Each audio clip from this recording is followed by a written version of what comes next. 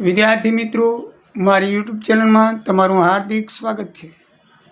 આજે આપણે એફઆર.બી.કોમ same 1માં business accounting 1ની અંદર એક કોમેન્ટ આવી છે કે સ્વાધ્યાયનો દાખલો 21મો કરાવો સફરના હિસાબોનો।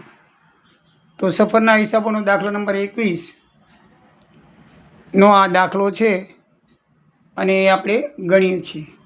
એની રકમ મિત્રો આ મુજબ છે। જલ સમ્રાટે 1 એપ્રિલ 2008 મુંબઈથી લંડન પરત જલ સફર શરૂ કરી અને 30 જૂનથી પૂરી થઈ ગઈ। તો નીચે આપેલી વિગતો ઉપરથી આપણે એનું સફર ખાતું બનાવવાનું છે। દક્ષિણ ગુજરાત યુનિવર્સિટીમાં પૂછાઈ ગયેલો દાખલો છે।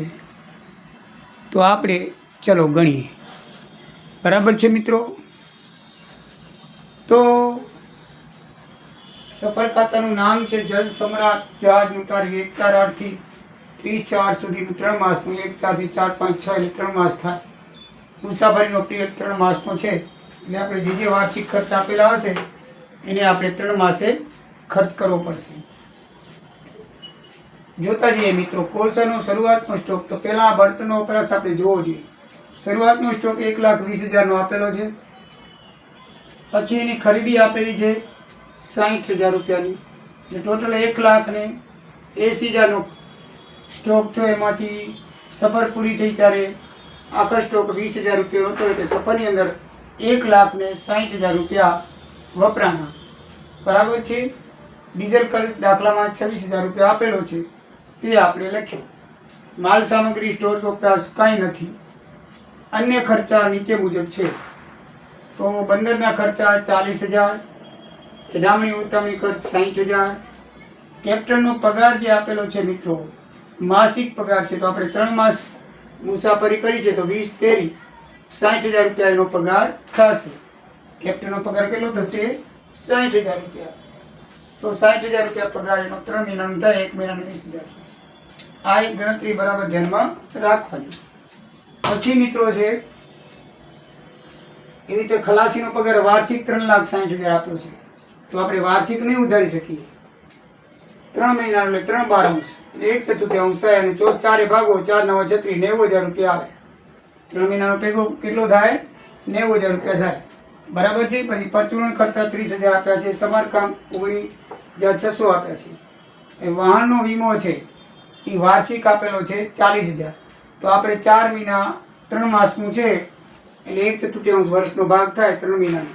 3 મહિના એટલે વર્ષનો ભાગ કેટલો? 1/4 એને 1/4 ગુણી નાખો તો 3/12 છે ગુણો 3 × 3 = 3 × 4 = 12, 3/12 છે ગુણો તો ભલે 1/4 ગુણો તો ભલે બે એક જ કહેવાય, તો ચોથા ભાગનું થાય। બરાબર ને? તો 10,000 રૂપિયા એનું વાહનનો વીમો આવે। દલાલી નૂરના 3%, તો મિત્રો આપણને નૂર 8,40,000 મળ્યું છે। નૂર જતાનું 5,50,000, નૂર વર્તાનું 2,50,000, ટોટલ 8 લાખ। એના ઉપર 5% પ્રાઇમેજ આપ્યું છે, એ પણ આપણી આવક કહેવાય। તો 8,000 ના 10% 80,000 થાય, એટલે 5% લખો તો 40,000 થાય। બરાબર છે?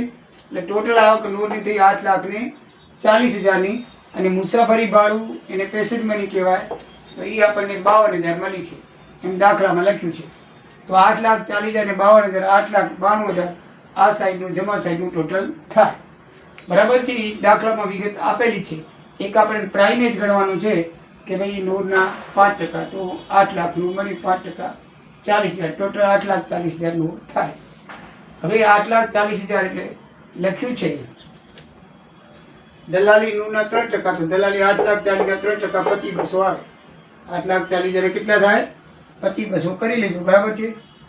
પછી વાહન પર ઘસારો મિત્રો ગણવાનો છે, તો ઘસારો મેં ગણ્યો છે। જો વાહનની કિંમત એક ઘટતી જતી બાકી ગણવાનો છે, એટલે કેવી રીતે ગણાય તમે જોઈ લો। ઘટતી જતી બાકી તમને ખબર છે કે દર વર્ષે ઘસારો બાદ કરી પાછી જે રકમ હતી એના ઉપર 100% લેખે લેવાનું છે। દર વર્ષે આપણે રકમ બાદ કરવાની ઘસારાની, પછી જે કિંમત વધે એના ઉપર પાછો 100%।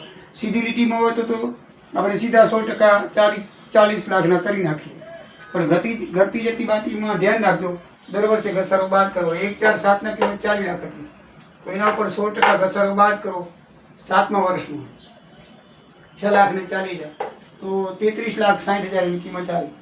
હવે એ 33,60,000 કિંમત એ 1,48,ની આપણે આ હિસાબ આપણે 1,48,થી શરૂઆત કરી છે. તો એ ઓપનિંગ બેલેન્સ થાય. તો એના ઉપર પાછો આપણે 3 માસનો ઘસારો ગણવાનો. 12 મહિનાનો નહીં ગણ્યું. કેટલા મહિનાનો ગણશું? 3 મહિનાનો. ધ્યાન રાખજો, 40 લાખ ઉપર નહીં, 33,60,000 ઉપર જ ગણવાનો છે, ઘટતી જતી બાકી. તો 3 મહિનાનો ગણવો હોય તો 33,60,000 ગુણ્યા 100% ગણવાનું છે અને ગુણ્યા 1/4 ચોથો ભાગ આવે તો 1,34,400 થાય.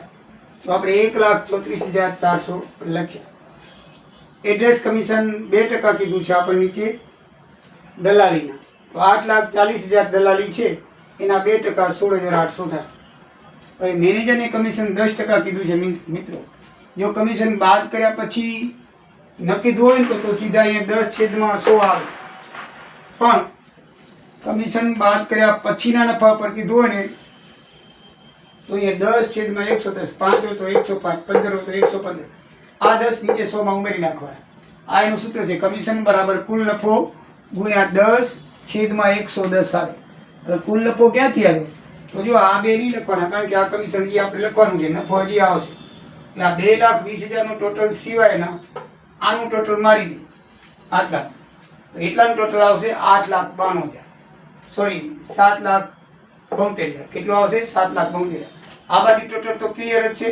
તો 8,92,000માંથી 7,72,000 બાદ કરો એટલે 2,20,000 કાચો નફો આવશે. આ બે રકમ નહીં લેવાની, આજે આપણે લખવાની બાકી છે. બરાબર છે? એટલે કાચો નફો કેટલો આવે? 2,20,000 કુલ નફો એટલે કાચો નફો કહેવાય. હજી કમિશન બાદ કરવાનું બાકી છે. એને 10/110 ગુણો એટલે 20,000 આવ્યો. કેટલો આવ્યો?